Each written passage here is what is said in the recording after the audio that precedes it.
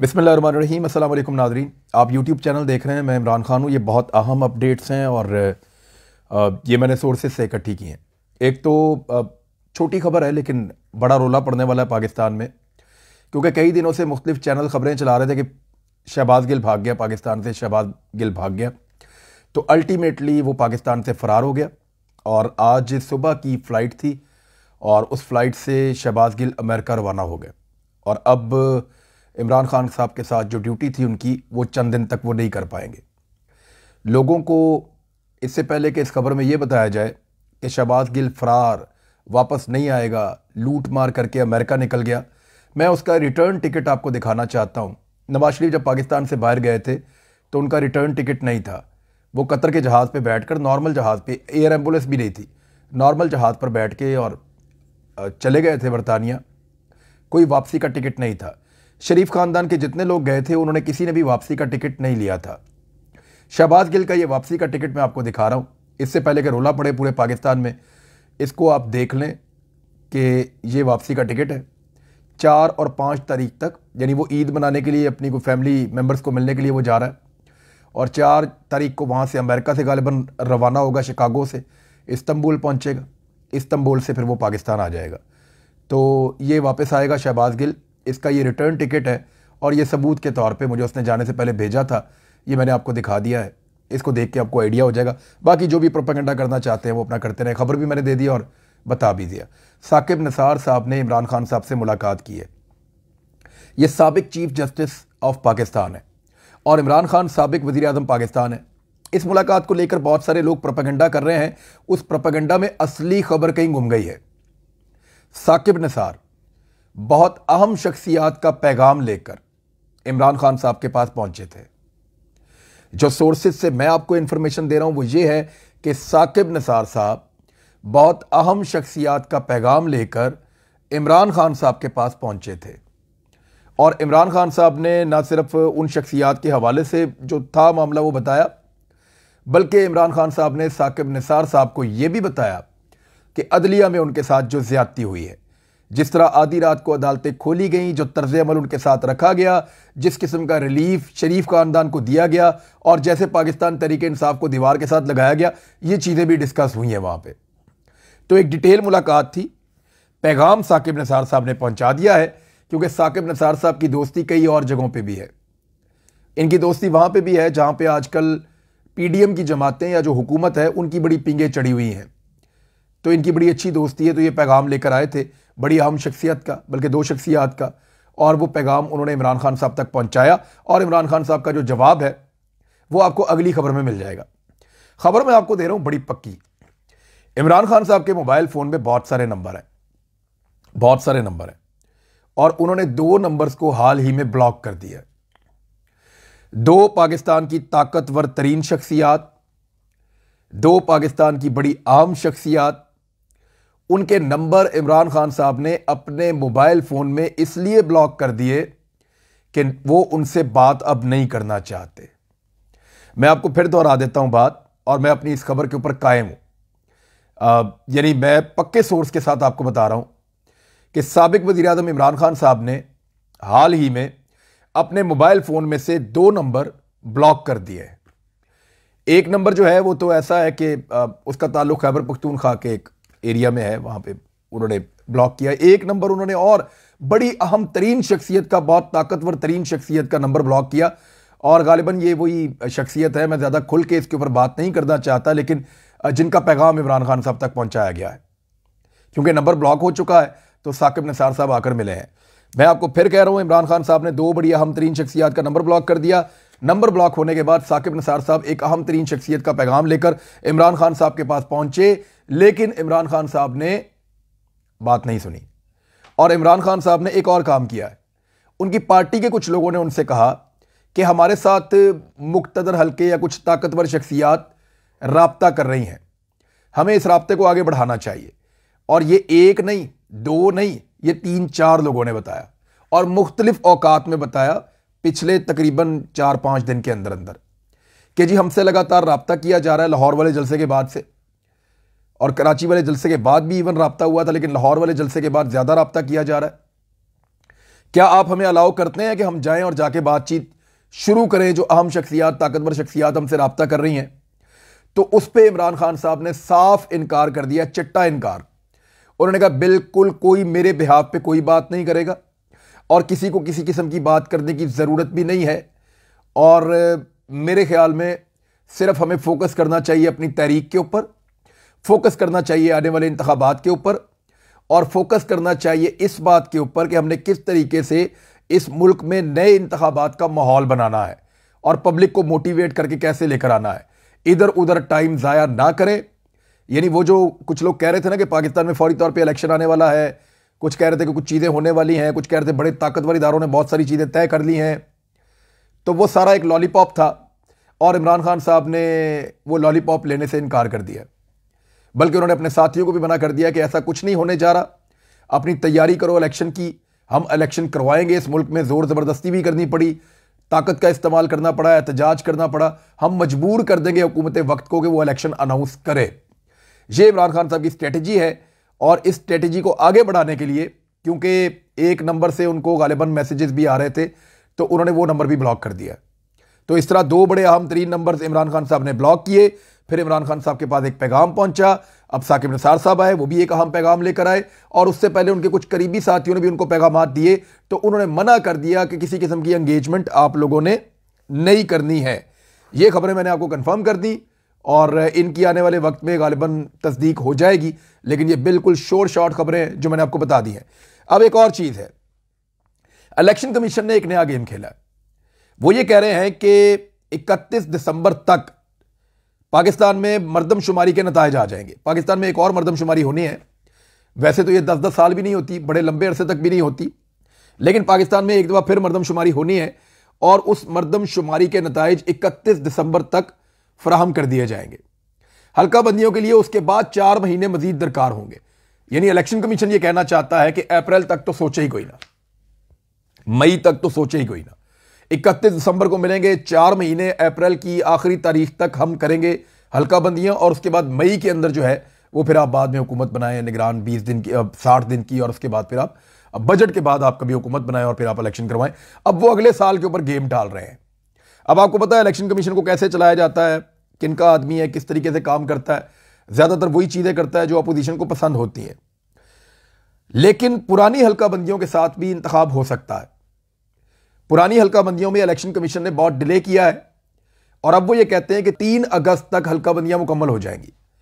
यानी अगर जून में या जून के आखिर में हुकूमत तहलील कर दी जाए तो जुलाई, अगस्त और सितंबर के आखिर में या अक्टूबर के शुरू में भी इलेक्शन हो सकते हैं। क्योंकि अगस्त की 3 तारीख के बाद जब हल्का बंदियां मुकम्मल होंगी तो टिकटों का फैसला होकर, टिकटों का फैसला तो पार्टियां ऑलरेडी कर चुकी होंगी, क्योंकि उससे पहले हल्का बंदियां आ जाती हैं, बाद में तो सिर्फ अपीलें निपटाई जाती हैं। और अपीलें निपटाने से पहले जब हल्का बंदियां आ जाएंगी तो मेरे ख्याल में जुलाई में पार्टियां इस काबिल होंगी कि वो अपने उम्मीदवारों को टिकट दें और उनको कोई तैयारी करें। जहां जहां पे प्रॉब्लम होगी वहां जाके वो अप्लाई कर देंगे और अप्लाई करने के नतीजे में 3 अगस्त तक तमाम चीज़ें मुकम्मल हो जाएंगी। तो अगस्त के आखिर में, सितंबर के आखिर में या मैक्सिमम अक्टूबर के पहले हफ्ते तक भी पाकिस्तान में इंतखाबात हो सकते हैं और एक नई हुकूमत बन सकती है। आर्मी चीफ की तैनाती को लेकर PMLN जो है वो बहुत ज़्यादा प्रोपेगेंडा कर रही है और इस मामले को बहुत ज़्यादा उछाल रही है, बहुत ज़्यादा उठा रही है। मिसाल के तौर पे मरियम नवाज साहिबा ने इसके ऊपर स्टेटमेंट दिया और जो उनका स्टेटमेंट है वो ये कहती हैं कि इमरान खान साहब अहम तरीन तैनातियों को उसके अंदर मुदाखलत करना चाहते हैं। ये मरियम नवाज का कहना है कि आइंदा तकर्रियों में मुदाखलत करना चाहते हैं इमरान खान, कि साबिक वज़ीर आज़म इमरान खान इसलिए जल्दी इलेक्शन करना चाहते हैं ताकि वो आइंदा तकर्रियों में मुदाखलत कर सकें। देखें, इसका मतलब है तो उन्होंने हार मान ली कि जल्दी इलेक्शन अगर करवाए तो इमरान खान जीत जाएगा और आइंदा तकर्रियां वो करेगा। इसीलिए हम नहीं चाहते कि इलेक्शन करवाएं और ये तकर्रियां हम करें। अब इसके ऊपर स्टेटमेंट जो है वो ख्वाजा आसिफ साहब का भी आ गया है, जो वज़ीर दिफा है, कि वज़ीर आज़म का हक है और वो वक्त आने के ऊपर इसके ऊपर फैसला करेंगे और ये अहम तरीन तकर्री करेंगे। इमरान खान तकर्रियों में मुदाखलत करना चाहते हैं, ये मरियम नवाज कह रही हैं। ख्वाजा आसिफ भी ऐसी बात कर रहे हैं कि अगली तकर्रियों का फैसला मेरिट पर होगा, ना कि इमरान खान की गुंडागर्दी पे। ये मरियम नवाज ने कहा है। मरियम नवाज ने कुछ और भी कहा, वो मैं आप तक पहुंचाता हूं, लेकिन ख्वाजा आसिफ कह रहे हैं जब वक्त आएगा वज़ीर आज़म मेरिट के मुताबिक आर्मी चीफ की तैनाती करेंगे। अब शहबाज शरीफ साहब ये ख्वाब देख रहे हैं यानी एक ऐसा आदमी जिसके ऊपर बहुत दबाव है, यानी बड़े आराम से इसको कहा जा सकता है कि मियाँ साहब वज़ीर आज़म है, अभी अदालत आपको गिरफ्तार कर लेगी और आपका केस बड़ा कमज़ोर है, 1 मिनट में आप गिरफ्तार हो जाएंगे, आप इससे जो मर्जी काम करवा लें, यानी इससे अमेरिका जो मर्जी करवा ले, बैरूनी ताकत जो मर्जी करवा ले, जो कोई भी पाकिस्तान के अंदर चीज़ों को कंट्रोल कर सकता है वो जो मर्जी करवा ले, जिसको मर्जी तैनाती करवा ले। तो मेरिट का तो ख्याल वो आदमी रखेगा जो नीट एंड क्लीन होगा, वो आदमी रखेगा जो क्लियर होगा, जिसके ऊपर दबाव नहीं डाला जा सकता होगा। अब शहबाज शरीफ साहब तो नीट एंड क्लीन भी नहीं है, क्लियर भी नहीं है, और उनके ऊपर केसेस भी हैं और उनके ऊपर दबाव भी डाला जा सकता है। तो ये ख्वाजा आसिफ ने भी स्टेटमेंट दिया, मरियम नवाज ने भी दिया। मरियम नवाज ने 12 एक जलसा किया, आजकल प्लाटों में जलसा कर रही है PMLN। एक प्लॉट में जलसा उन्होंने किया एक दिन पहले, और उस प्लॉट के अंदर 2 कनाल की जगह पे उन्होंने, वो कहते हैं जी लाखों लोग उन्होंने इकट्ठे कर दिए, हालांकि वो चंद 100 लोग होते हैं। अब चंद 100 लोगों को आप एक कमरे में बंद कर देंगे या 2 कनाल के एक प्लॉट में बंद कर देंगे तो वो तो ऐसे ही लगेगा जैसे एक बहुत बड़ा हुजूम है, रश पड़ जाएगा वहां पे। तो उसको ऊंचे कैमरे करके लाइटें वाइटें जला के तो वो शो करते हैं जैसे बहुत सारे लोग हैं। अब ये जो जलसा किया इन्होंने एक प्लॉट के अंदर, मरियम नवाज ने पहले अनाउंस किया था कि मैं जलसा करने जा रही हूं NA 135 और NA 136 में, ये लाहौर में है। और बाद में एक तस्वीर जारी की गई थी, ये तस्वीर आप देख लें, इसमें कुर्सियां लगी हुई हैं। ये एक प्लॉट है छोटा सा, और इसके चारों तरफ जो है वो, इसकी जो है वो बंद है चारों तरफ से, और इसका एक रास्ता है। वहां पे जो कुर्सियां लगाई गई हैं, इन कुर्सियों को मैंने अपनी टीम से कहा, मैंने कहा जरा गिन के बताओ कितनी है, तो उन्होंने कहा 1000 से कम है, 800-900 के बीच में कोई कुर्सियां हैं ये। अब इन कुर्सियों के ऊपर 800-900 बंदा ही बैठ सकता है, या अगर आप बंदे खड़े कर दें तो थोड़े 100-200 बंदा और आ जाएगा। तो 1000-1200 बंदे के साथ ये जलसा करते हैं, और तासुर देखें कि जैसे लाखों बंदे हैं। यानी PMLN की ये हालत कर दी है इन्होंने, और फ्रस्ट्रेशन ऐसी है कि अब इमरान खान साहब के ऊपर जो है वो तौहीन के फतवे लगाए जा रहे हैं। यानी एक छोटा क्लिप काट के उसमें साबित किया जा रहा है कि इमरान खान अब नौज़ुबिल्लाह ऐसी बातें कर रहा है जैसे कि वो अपने आप को बहुत बरगजीदा शख्सियत समझता है, या कुछ इस तरह की चीज़ें कर रहा है जो इस्लाम की रूह से मुनाफी हैं या उसके साथ नहीं जाती। इस तरह का प्रोपेगेंडा किया जा रहा है। मरियम नवाज ने अपने मुंह से कहा, कल खातून अव्वल के, साबिक खातून अव्वल के बारे में बड़ी ज़ूमानी और गलत गुफ्तगू की, आज जो है वो इस्लाम का सहारा लिया और एक बड़ा घिनौना इल्ज़ाम लगाया एक छोटी एडिटेड वीडियो के जरिए। जब आप पूरी वीडियो सुनते हैं 1 मिनट और 36 सेकंड की, तो आपको पता चलता है कि एक्चुअली इमरान खान ये कह रहे हैं कि लोगों को जाकर ये पैगाम दें, तबलीग करें कि ला इलाहा इल्लल्लाह ये आपको आज़ाद करता है, कि हम सिर्फ अल्लाह की इबादत करते हैं, ये आपको दुनियावी गुलामी से आज़ाद करता है, हमें आज़ादी के लिए लड़ाई लड़नी। वो इस तरह बात कर रहे थे, लेकिन उसका पहला पोर्शन काट के उसको इस तरीके से पोर्ट्रे किया मरियम नवाज ने कि जैसे कोई तौहीन कर दी है मजहब की इमरान खान ने। तो ये इस लेवल पे चले गए क्यों, जरा इसको आप समझें। ये इसलिए गए कि फ्रस्ट्रेशन बहुत बढ़ गई है। ये पहले पहले जलसे किया करते थे ग्राउंडों में, मीनार पाकिस्तान में तो जा ही नहीं सके, कभी हिम्मत ही नहीं हुई। पहले ये ग्राउंडों में जलसे किया करते थे, उसके बाद ये जलसे सड़कों पे करना शुरू हो गए, और अब ये जलसे प्लाटों में पहुंच गए हैं। तो PMLN का ऐसा बेड़ा गर्क कर दिया है कि अब जलसे प्लाटों में पहुंच गए हैं, और आने वाले वक्त में शायद ये जलसे अपने ले जाएंगे रायविंड वाले घर के अंदर, कि अंदर आ जाया करें कारकुन, वहीं पे हम जलसा कर लिया करेंगे। तो ये तो अजीब तरीके की सूरत हाल है। पार्टी नहीं होगी, एक फैक्ट्री होगी कि कारकुनों को इकट्ठा किया और उनको जो बातें सुनानी है वो सुना दी। और मरियम नवाज साहिबा की जबान बिगड़ती चली जा रही है लगातार। ये वो फ्रस्ट्रेशन और गुस्सा है जो उनको अब अपनी पार्टी के ऊपर और अपने फैसलों के ऊपर आ रहा है। यानी पीपल्स पार्टी की बातों में आकर, बाकी लोगों की बातों में आकर उन्होंने अपनी अच्छी खासी सियासत को तबाह कर लिया, और इमरान खान साहब की डूबती हुई कश्ती को दोबारा सहारा दे दिया, और एक बैरूनी साजिश के जरिए उसको निकाल के पाकिस्तान का दोबारा हीरो बना दिया। PTI एक रिएक्टिव फोर्स है, रिएक्शन देती है, वो सारे खड़े हो गए हैं।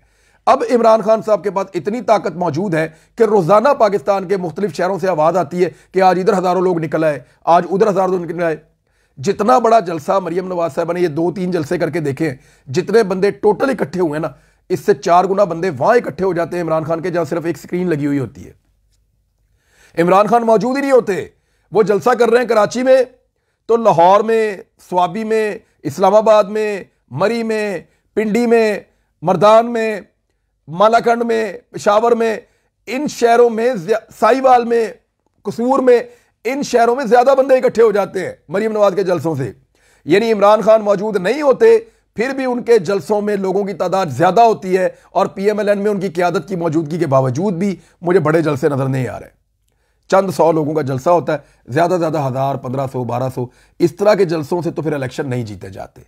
वो उनको नजर आ रहा है, इसलिए वो इलेक्शन से भाग रहे हैं। एक और चीज़ आप ये देखें, ये तस्वीर है बिलावल भुट्टो जरदारी की हलफ लेते हुए। इस पर सिर्फ मैं इतना कहना चाहूँगा और याद रखिएगा आप लोग सब, ये तस्वीर बिलावल भुट्टो जरदारी का पीछा करेगी और पाकिस्तान पीपल्स पार्टी का पीछा करेगी। PMLN और पीपल्स पार्टी ने बहुत सारी ऐसी तस्वीर और नारे लगा दिए हैं जो आइंदा 10 साल के इंतखाबात के अंदर इन दोनों जमातों का पीछा करेंगे। जबकि एतजाज अहसन साहब ने एक बड़ा तारीखी स्टेटमेंट दिया और उसके ऊपर उन पर बहुत तनकीद भी हो रही है। उन्होंने कहा कि मुदाखलत हुई है तो इसका मतलब है साजिश पहले तैयार हो गई थी। ये पीपल्स पार्टी में है एतजाज अहसन, और वो ये कह रहे हैं कि अगर मुदाखलत हुई है तो इसका मतलब है कि साजिश पहले तैयार हो गई थी।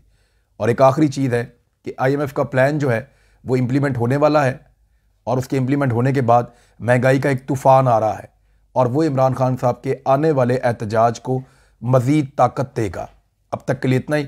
अपना ख्याल रखिएगा, अपने इस चैनल का भी। अल्लाह हाफ़िज़।